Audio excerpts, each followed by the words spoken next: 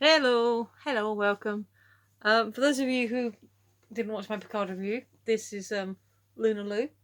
I got her as a present for myself. Well, I was given birthday money, and then I bought Luna here. Although I feel that she might be a little bit distracting, so you can go over there for now. Just pop her on the floor. Okay, Doctor Who review time. Praxeus. Okay, I'm going to start with being completely honest and saying this is kind of another preachy one, a little bit. And I don't disagree with it, but it is also kind of very on the nose. Now, I know I've defended before, when I was talking about Orphan 55 and just other, Doctor Who in general, that, throughout its history, its long, very storied history, that, the Doctor has had many atypical breathe and other things. There's been political Doctor Who throughout the series history. However, this season we've already had like 2 very on the nose episodes. That being said, I don't think it was a bad episode. Obviously it wasn't as good as last week or week before, the Tesla one. But it was alright.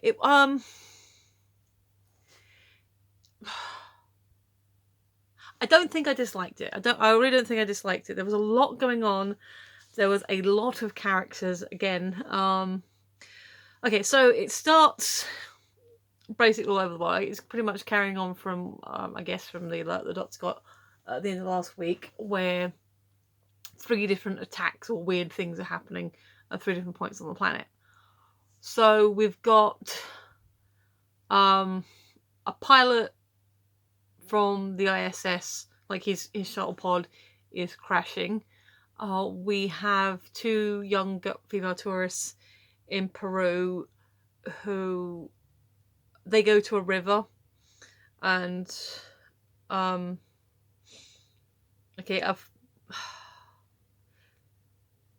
there's 2 of them and I've mixed up the names, but the she basically says to her friend, "Hey, check this out. We're this is one of the prettiest rivers in the world, and it's just covered in crap and rubbish and stuff." And she's like, "Oh, I'm not sleeping here." Like, no, go. So the friend goes and explores, and there's birds acting all weird, and so she disappears.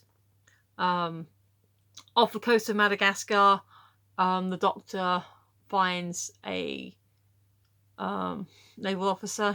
There's a submarine that she was tracking that went missing, and she falls him off the thing, and so you've basically got Yaz and Graham investigating events in Hong Kong, because we meet Jake at the beginning, who's an ex-cop who tries to arrest people but he can't, and also he tries to arrest a shoplifter, but the shoplifter potential hadn't actually left the building with whatever he was trying to steal, so technically he hasn't shoplifted. When I was doing my training at a local supermarket, I basically, unless you try to cross that threshold, try and leave the door, technically you're not actually stealing anything. You can put it in your pocket, like just to carry it, and then as long as you remember to take it out of the till, you're not stealing it, so long as you pay for it at the end. That's not theft. So Jake's important. Okay, one of the girls is called Jamelia, and I can't remember what the other girl's name is, and I can't remember which one it was. But in short, the officer died on the beach. He basically got this sort of weird scaly stuff developing over his skin and basically exploded. And Suki and Amaru, her friend, her colleague, they've got a lab in Madagascar. They witness it, and like the Doctor, because the Doctor calls out like, "I need help." They're the closest human beings. They help her. Graham and Yaz are investigating a lab in Hong Kong which, as it turns out, is where the pilot from the beginning was, and he is related. Well, he is Jake's husband, the ex-cop from the beginning. So that's happening, and then in Peru, Ryan picks up. I'm just gonna go with her being Jamelia. If I've mixed the two up, then I apologise. But Jamelia, he basically says to her, "Don't touch the bird. There's something wrong with it." He bags it, and she ends up going with him because they go to the hospital. They find her friend who also has the weird scaly stuff going on. So she explodes, and obviously her friend isn't happy. She ends up tagging along with Ryan when the doctor picks him up. So we've got Jake and Adam eventually, because Yaz and Graham rescue, because they track a signal down in Hong Kong, and they rescue Adam, who is having experiments put on him. And it's when they're escaping that, like, they say, "How long do you have? How long are you two know each other?" And he goes, "Oh, well, for a while. We're married." But Adam's like, "Oh, 7 months too late. You're 7 months too late." He's like, "I came right halfway around the world for you." So at this point we don't know that they're a couple, but then it sort of, Graham asks, and they say, "Yeah, we're married." I'm like, "Oh, okay." And he's like, "This guy came around the world for you," and like, see, well, 7 months too late. So it turns out that 7 months too late was because Jake didn't go to Ryan's launch when he went to ISS, because he doesn't like travel. So it's a whole. There's some domestics. It's actually kind of sweet. So that's all happening. So it's a lot of everyone's everywhere. Eventually, it all comes back together. So when they're rescuing Adam, Yaz notices this control panel thing. So because he's got these guys in like hazmat suits with like the breathing apparatus, and it's a look I really don't like. But you imagine the empty child, but with like a long trunk cap kind of thing going, like something out of Chernobyl, the series, which I haven't watched, but you can see the advertising for it.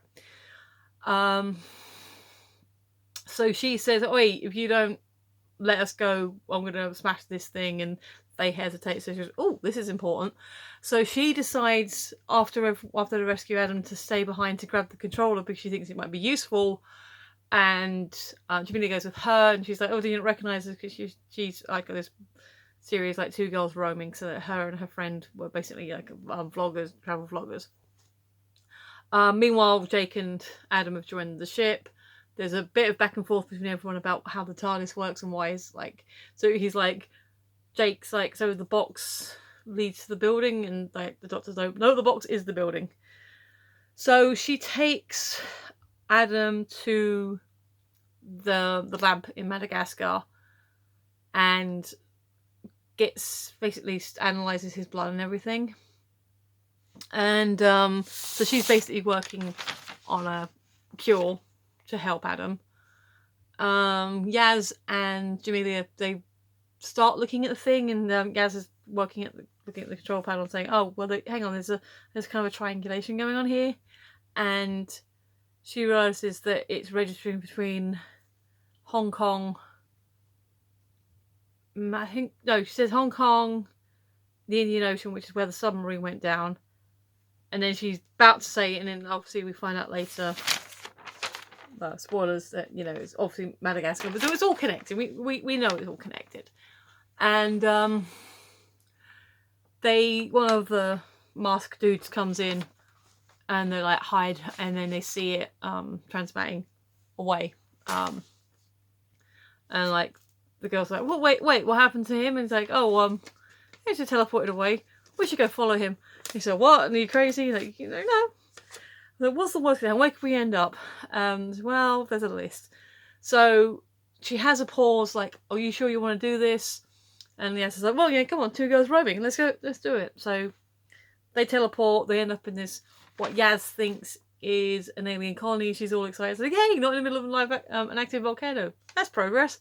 Because the doctor only gave her an hour. Like, we'll come get you in an hour. She's like, they're also all wearing like communicator things. Like I think the ones we saw at the end of was it about Battle of Ras-Kol-Alov? They basically they use it to communicate with each other. We haven't seen them using them for a while, but that's kind of neat that they've just come back.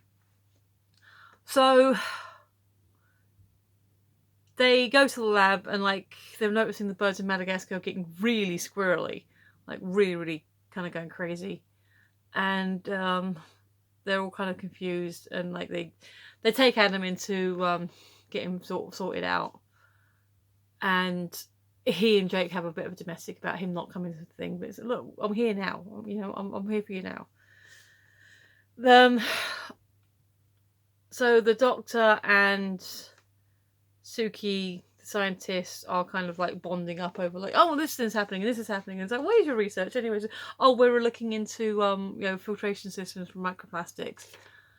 And like the doctor's like, oh, if only I knew what's going on with the birds. And like Ryan's like, oh, well, you know, lucky for you, I've got one. And like, and she's, oh, that's why you smell like dead bird. I thought you changed the shower gel. He's like, what? So he dissects the bird, and turns out he's full of plastic. The bird's full of plastic, which is also apparently what Adam's full of. So again, so we're kind of into the spoilery thing now. Yeah, basically this is where it kind of gets preachy, because when the plastics get into the oceans, the birds mistake them for food. It gunks up their systems. That's why, you know, it's not good for them, and I think we can all agree that it's not good for them. I think, and so that's kind of sad. And basically, the virus, this alien virus, is acting on them in the same way. Praxeus is the name of the alien virus. So basically, but Graham's like, well, we don't have plastic in us, you know. The birds may be eating it by mistake, but we're not. And then she said, well, actually, you kind of are, because, you know, they are so full of plastic and disposable stuff. It's like, you know, you're breathing it in. It's microplastics. So the virus is attacking the microplastics that apparently we're breathing in all the time. So that's reassuring. And so I look for my water bottle to have a drink.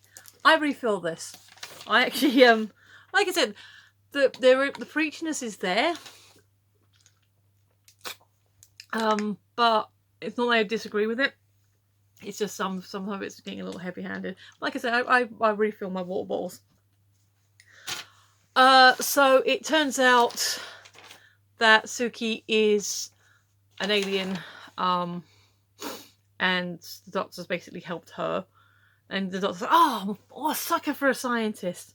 So the doctor feels a bit betrayed. You know, this brilliant woman that she was bonding up with turns out to be an alien and possibly betraying her. And it turns out it's a little bit more innocent than that. So the doctor gets back in touch with Yaz and says, oh, where are you? She said, well, I kind of, you know, went somewhere. And she's like, oh, typical. So they go and collect Yaz and Jamelia, because they find, while they're looking around this colony, this thing, they find a part of the submarine. Like, well, that's a bit weird. How did that get here? As it turns out, they're not on an alien planet. They're on the bottom of the Indian Ocean, like miles and miles below the Indian Ocean. And the doctor says something about, I can't remember, something like corals, or like basically vortices where all the plastic's gathering. You know, I'm sure Sir David knows all about it. And yeah, it's created this thing.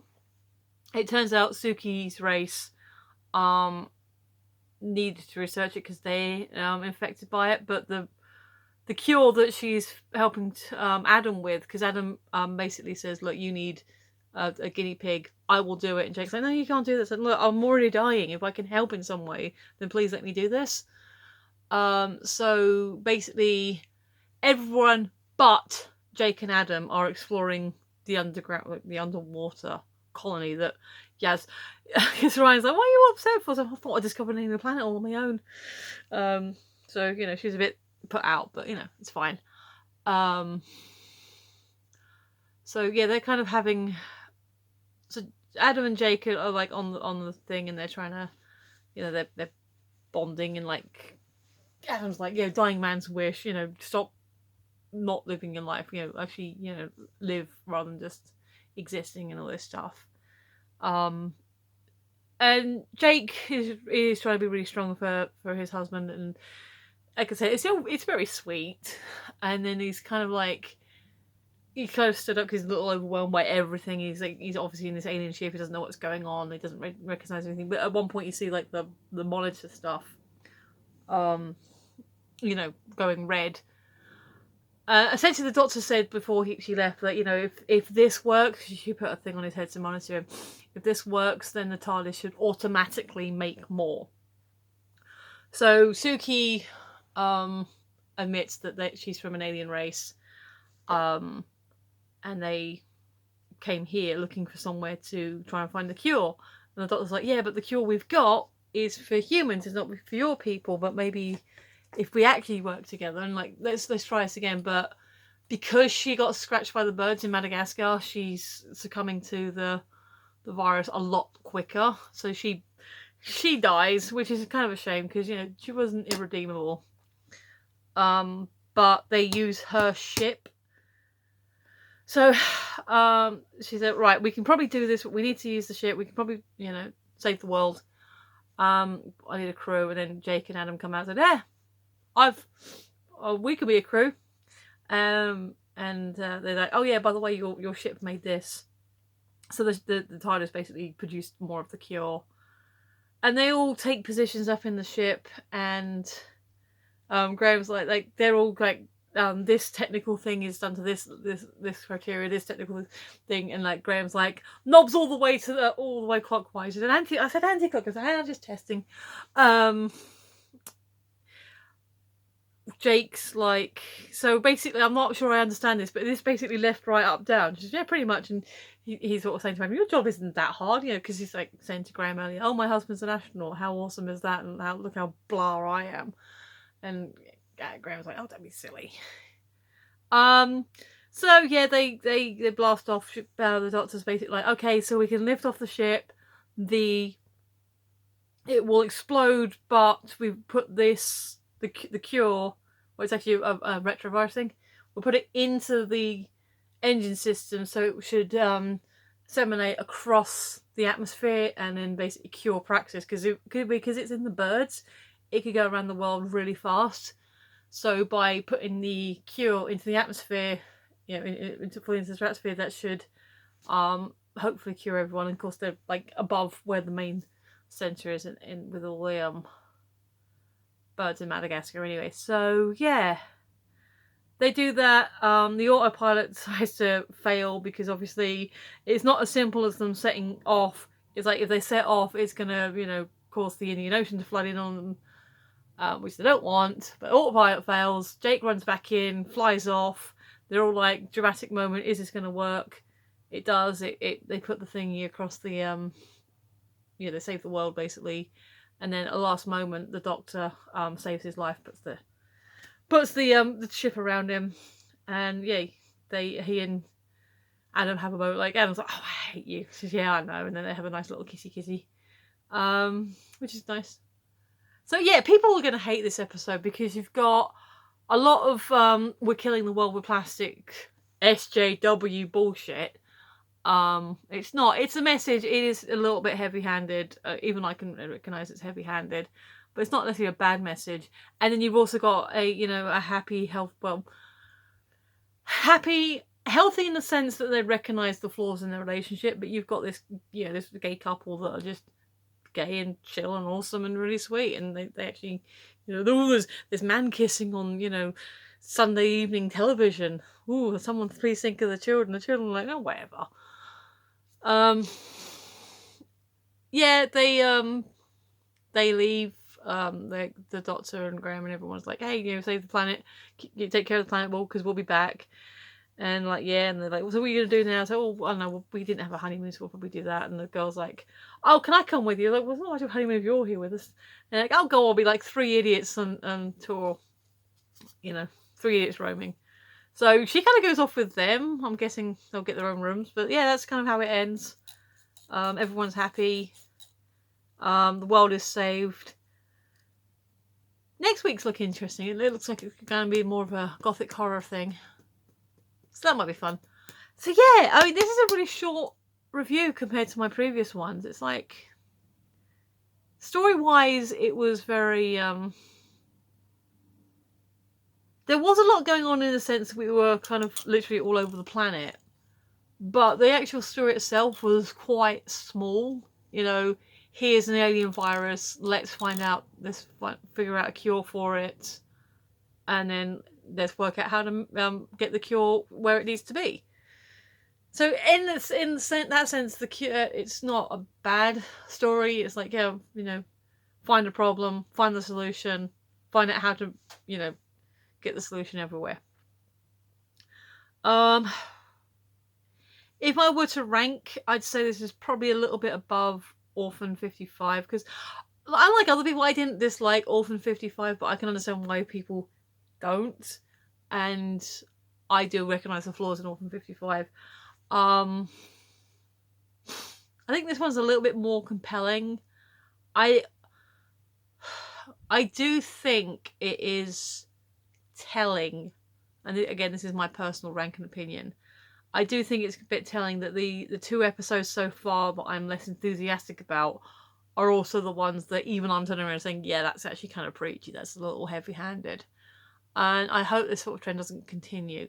That, you know, you can have a message, you can have it be a bit political, but you don't have to be such with the big hammer. I'm also a little bit tired at the moment. Adam and I went to see Doolittle earlier on, so you check out the review for that, because I know, generally speaking, my Doctor Who reviews get more views than anything else. And thank you, I appreciate all of you who are watching these and sharing your opinions when you do. So that is cool, and I do appreciate it. And I shout out to the people that have recently subscribed, because that is also very, very cool. I thank you. But check out the Doolittle review as well, because, you know, it's nice. We share thoughts, and it's fun, and we have fun doing them. So yeah, as for this Doctor Who, not the strongest of the season. Not really a huge amount to say about it beyond what I already have. Weird alien virus, find the cure, get the cure out there. Have some misadventure on the way. Like I said, the guest cast were really good. I enjoyed them. I enjoyed Adam and Jake's relationship. I thought Suki was an interesting character. The other ones, yeah, Jamelia, she was kind of fun, but not as prominent. And then, like, the other guys, they did well while they lived. Yeah, it was an okay episode. Wasn't brilliant, wasn't terrible. Just kind of, yeah, it's there. It exists. I've seen it. I've watched it. If I were to sit down and do a rewatch of the season, I may choose to skip it. Same with Orphan 55. Because in terms of overall plot arc, it's not that exciting. Like, even for it being the follow-up, the technical follow-up to the previous episode, where it's like, oh, crap's happening in 3 different places at once, we better go investigate. It's like, okay, yeah, but I know what happened now, so I'll just skip to the next one. It was alright, wasn't terrible, good acting again, like, I'm enjoying everyone. It's just kind of there. It's just a kind of there episode. And yeah, I honestly can't think anything more to say about it. So yeah, there you go. Have some more Luna Lou. Have some more Luna Lou. Yeah, she's. Did you like it? Did you think it was alright? It's your first episode, isn't it? Well, I'll show you some more exciting episodes. Is that better? That do you? Yeah. All right. Yeah. It was okay. All right. Thank you for watching. Those of you that have been, I appreciate you, especially those of you who made it all the way to the end. You're awesome. Please do feel free to like, share, comment, subscribe, hit the bell, all the algorithm stuff. But if you don't, then hey, thanks for watching. Appreciate it. I've been Michelle. You've been listening. I'll see you next time. Bye.